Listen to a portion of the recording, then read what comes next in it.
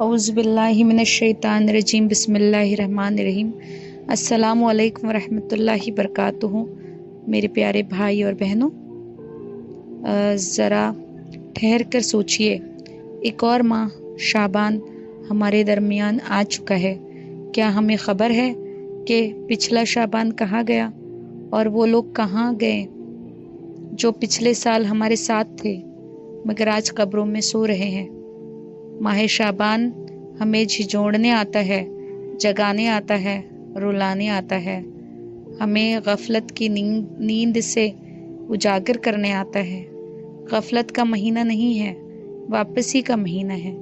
نبی کریم صلی اللہ علیہ وسلم نے فرمایا کہ یہ وہ مہینہ ہے جس میں بندوں کے اعمال اللہ کے حضور پیش کیے جاتے ہیں۔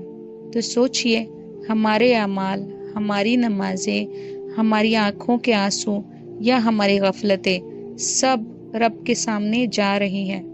کیا ہم جانتے ہیں کہ ہمارا نام غافلوں میں لکھا جائے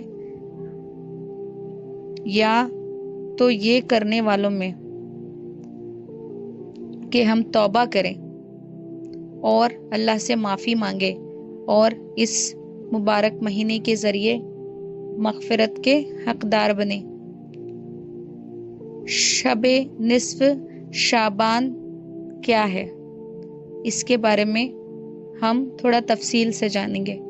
یہ وہ رات ہے جس میں اللہ تعالیٰ آسمانی دنیا پر نزول فرماتے ہیں اور آواز دیتے ہیں، ہے کوئی مغفرت مانگنے والا کہ میں اسے بخش دوں، ہے کوئی رزق مانگنے والا کہ میں اسے عطا کر دوں، ہے کوئی پریشان حال کہ میں اس کی مشکل آسان کر دوں۔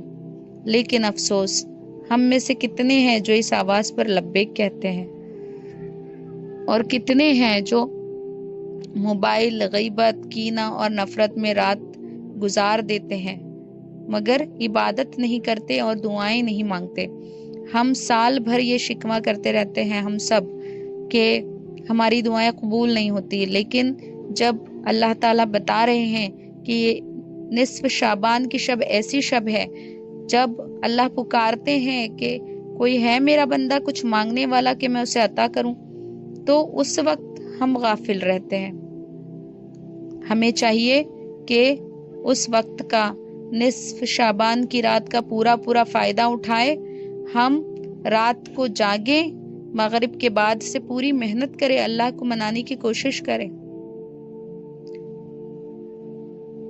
اب ایک اور حدیث کے حوالے سے میں کچھ بیان کرنا چاہوں گی کہ اللہ